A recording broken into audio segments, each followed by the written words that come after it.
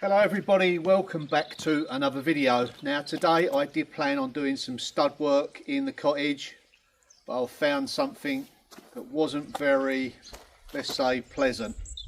But before we get into that, I've got some chainsawing to do in the garden, and then we'll drop back in there and I'll talk all about what I've discovered. And I'm not very happy. It's a beautiful sunny day, so let's make the most of it. So as ever, always safety first, whatever you're doing, especially when you're chainsawing. Chainsaw trousers, proper footwear, mask, and a safety man behind the camera. So what we're going to be doing is chopping all the limbs down, getting it down safely and away onto the trailer. Okay, let's get set up, get right into the video.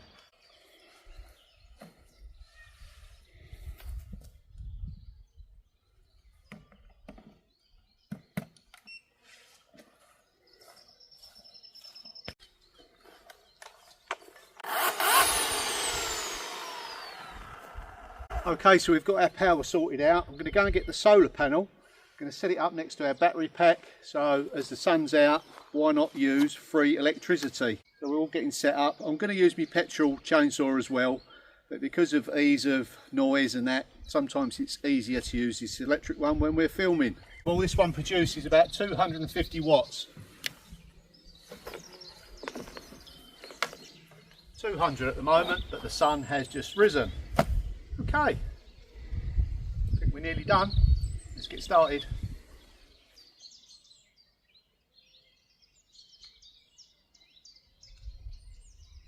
What is also equally important is the sharpness of your blade when you're chainsawing. It's like a kitchen knife, you know, a sharp knife is a safer knife. Same with a chainsaw, you know, if it's blunt and you're forcing, putting pressure on it, that's not a good thing. So I was doing some lopping the other day and I had my safety glasses on and all the rest of it, trimming away, but unbeknown to me, I'd trod on a branch off of another tree and I cut this one and it released and it was as thin as at the end of it, and believe it or not, it went straight up my nose and split my nose open inside.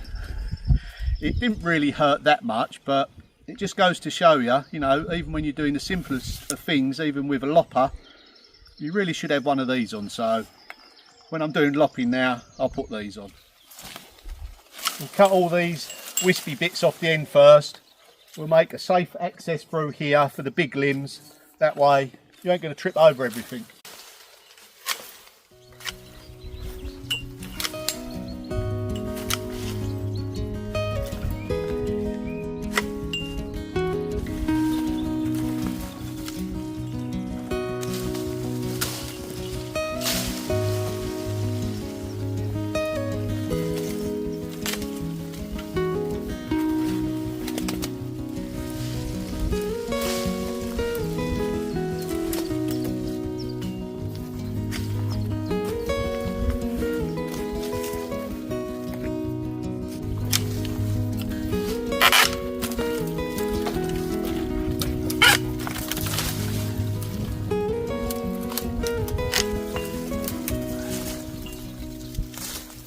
So Dad, earlier on you said something in the cottage needs addressing. Yeah, I only discovered it yesterday, late last night. I was working in there and yeah, I'm not going to go into it now because I don't want to distract myself from this, but we'll go over there, we'll get all this down, get it all chopped up, and then we'll go over there and we'll talk about it then.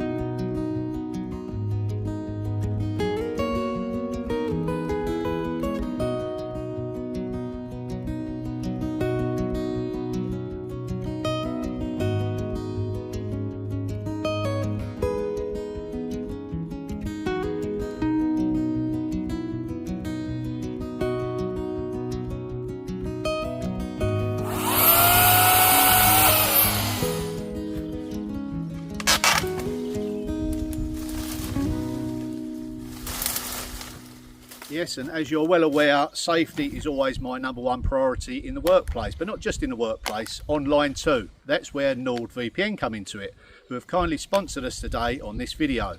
NordVPN isn't just about online security, it also helps you unlock the internet. With over 7,000 ultra-fast servers in over 60 countries, you can access region-locked content wherever you are in the world. Whether that's watching your favourite shows whilst travelling, or by getting better deals on flights and hotels whilst browsing in another country. So with just one click, NordVPN hides your IP address, meaning websites and trackers can't monitor your location or collect your data. It really is as simple as that. I wish this was.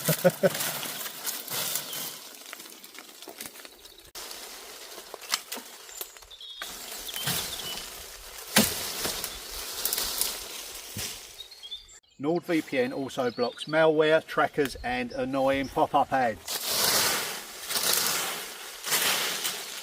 So you can use the internet much faster without distractions.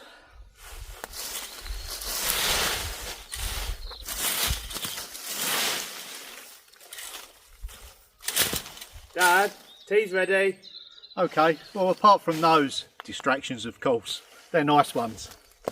Come in. That's what I need, a nice cup of tea. Now NordVPN is the fastest VPN on the planet, allowing you to browse, stream and game online thanks to the unlimited bandwidth, which is always very handy. Just like a cup of tea when you need it. So, if you're interested, click the link below, nordvpn.com/SeanWorld. It's completely risk-free with a 30-day money-back guarantee, so why not give it a try? You can get 4 months for free by signing up on the link below, nordvpn.com/SeanWorld. And stay protected online today with NordVPN.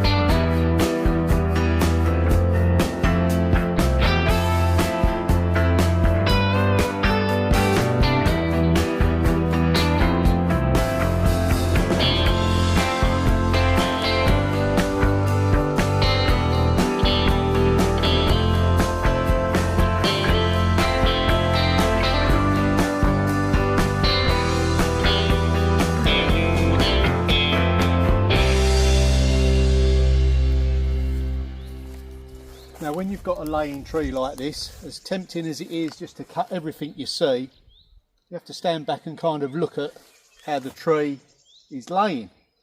There's obviously branches going down that are touching the ground. Now you don't want to cut those because the weight of the tree is held on them, so work your way from the top and around, clear all the undergrowth so you can clearly see what you're dealing with, and then if need be you can prop the tree up in the middle with something and then cut away from the end, reducing its weight. So it's not all about speed when you're doing something like this.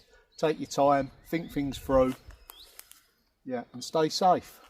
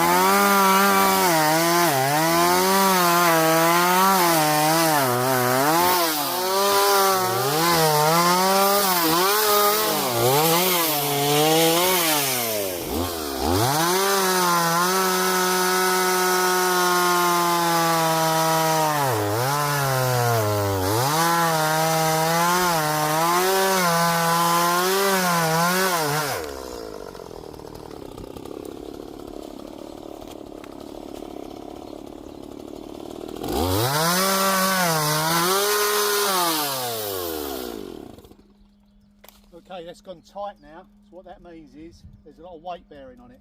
I thought it was held with this one, but it's not. So we've just got to be careful here. That's the one I thought it was holding on, but there must be something underneath there. Oh yeah, that's it.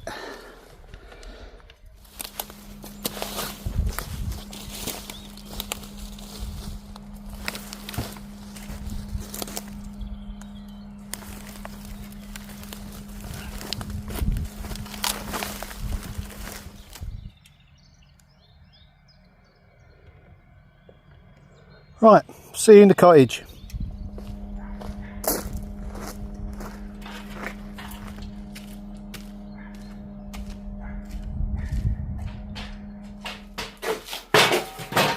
So, the problem, it's quite a big one, it's this here.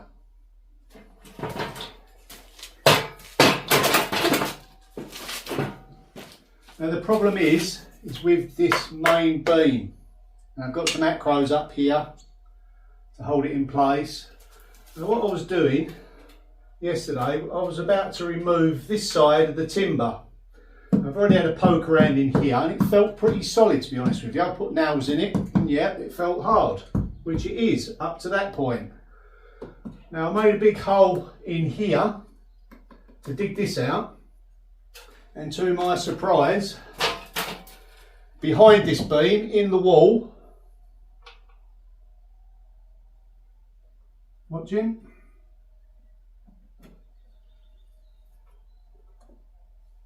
Yep, you guessed it. There's nothing behind it. So this piece here that was covering, fairly hard on the outside, bashed a hole in it, and boy was I surprised. So work had to stop immediately in here. This is the area I was going to take out and replace with stone. Up till now, like I say, I've put nails in it and it felt pretty hard, and it is on the outside. But once I busted a hole through there, this just went straight in through the other side. You know, it's probably sitting on the wall by about an inch, if I'm lucky.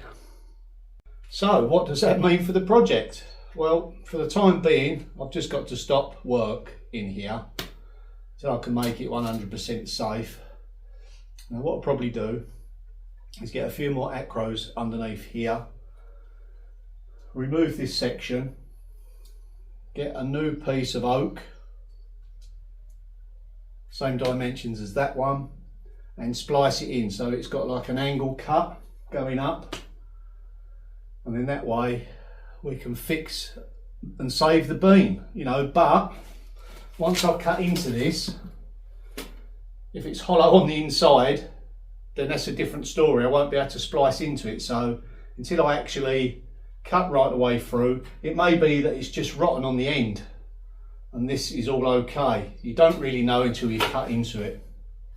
So that definitely took me by surprise. Like I say, it's been sprayed and everything. I know that wouldn't have solved the ancient woodworm problem, but it just felt solid here. You know, I banged into it and it is pretty solid. But I can't see the inside of the wall, so I think it was just as well I was about to dig this out. I always intended on putting a support post underneath here anyway in the design, because you know, you come out about that much and you've gained yourself a considerable amount of length, you know, to support the main beam. I was going to do the same the other end as well, but yeah, this could definitely change everything with the design. I'll literally keep you posted. Yeah, these things are sent to try us, and try us they do, but can be fixed. It's just a setback. I think we're looking at about 40 centimetres, yeah, by 40 centimetres. Now you'd hope in a beam of that size there would be something solid in there, wouldn't you? But yeah, those woodworm get mighty hungry. Okay. It may not be an expensive repair.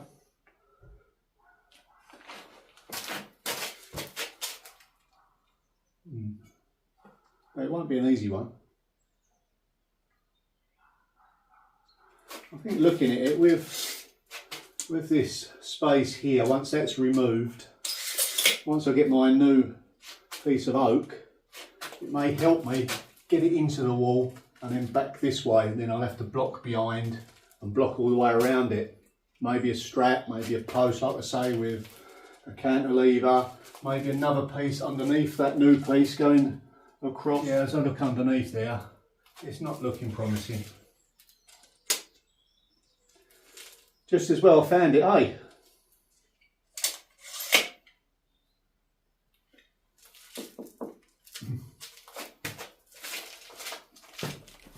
So as far as design change, like I say, I don't really know until I start cutting into it. But it may be that I extend a wall out underneath here, an opening here in the centre. We've still got a step down onto there, so we can access that way. We can still come in that way. Maybe block work, maybe a mixture of block and an oak open frame across here. So an opening here, and then the same that end. I mean, originally I did design to have a wall underneath there for the kitchen, so it may be that I'll go back to that design. But I'm pretty keen to prop this up now I've seen that. I've checked the other end, and surprisingly enough, that beam goes right the way through the wall and sticks out the other side. Now that's quite a good thing really, because any dampness and moisture in that area can naturally evaporate outside. You'd think it wouldn't be that way, but because it gets wet, but it can dry. Now that end, if it gets wet, there's been some, let's say, less successful repairs to the outside of the wall, which probably held in the moisture. So once that does get wet, it can't breathe so well, so that's created the ideal conditions for the woodworm to eat the end of the beam. Yeah, I mean the symmetry would work. An opening dead opposite the fire. Yeah, but let's face it, this isn't a mansion, it's not a massive building, it's always going to be small and bijou, so yeah, just got to build some character into it. You know, if I've got to do that, I will. It's about preserving it. Right, I'm heading back outside now. Got a lot of tidying up to do out there. I'm going to take a trip maybe down to the woodyard, get some more acros, and I'll keep you updated on this issue. Yeah, it's not ideal, but hey look, we're still going to push forward with it and save it. Right, let's get back outside.